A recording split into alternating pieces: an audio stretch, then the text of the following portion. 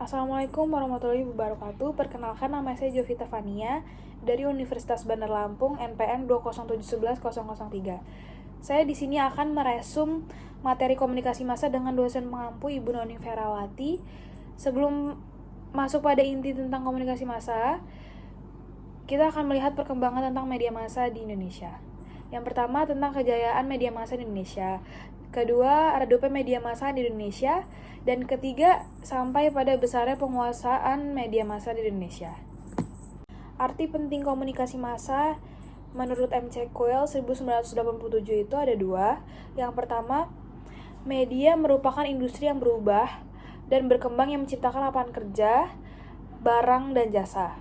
Yang kedua, media massa merupakan sumber kekuatan dan alat kontrol. Komponen-komponen komunikasi massa. Pertama, ada komunikator. Komunikator itu merupakan gabungan dari berbagai individu dalam sebuah lembaga media massa.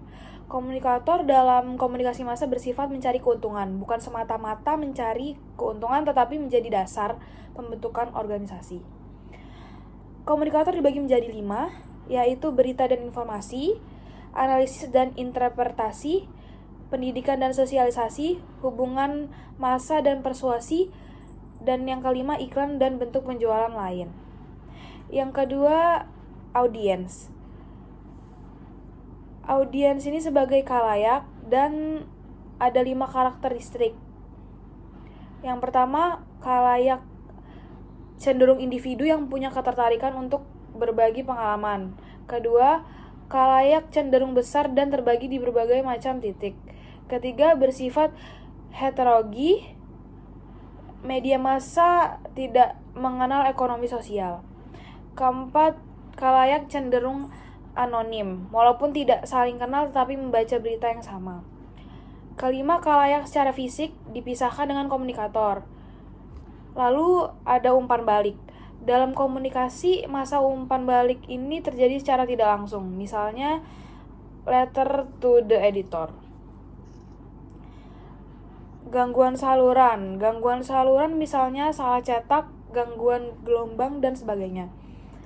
Gangguan sinematik yaitu gangguan yang berhubungan dalam bahasa yang diakibatkan oleh pengirim dan penerima pesan itu sendiri. Lalu ada gatekeeper, itu mereka yang bertugas untuk mempengaruhi informasi dalam media massa. Gatekeeper itu memberikan izin untuk tersebarnya sebuah berita. Lalu pengatur adalah kelompok yang secara tidak langsung ikut dalam mempengaruhi proses aliran pesan media massa. Terakhir ada filter. Filter ibaratkan sebuah kacamata, kerangka pikir melalui mana audiens menerima pesan. Lalu efek komunikasi massa yang pertama ada efek kognitif. Efek kognitif ini biasanya berupa data atau gambaran mengenai suatu benda. Sebelumnya belum pernah dikunjungi secara langsung oleh komunikan. Kedua, ada efek afektif, berkaitan dengan perasaan atau emosi. Jadi, ketika komunikator menyampaikan pesan, akan menimbulkan perasaan tertentu ke komunikan. Lalu ada efek konatif. Efek konatif ini berkaitan dengan perilaku dan tindakan. Efek kognitif ini efek yang timbul dari perpaduan efek kognitif dan afektif. Terakhir ada efek behavioral. Efek yang terjadi pada tiap individu akan berbeda dengan individu lainnya. Lalu, tipologi aktivitas audiens dibentuk menjadi 2 dimensi. Yang pertama ada dimensi orientasi. Selektivitas terhadap media, keterlibatan, dan kegunaan.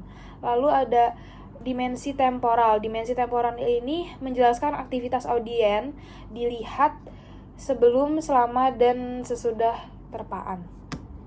Sekian presentasi resum komunikasi massa dari saya. Maaf jika ada salah kata, dan sekian, terima kasih.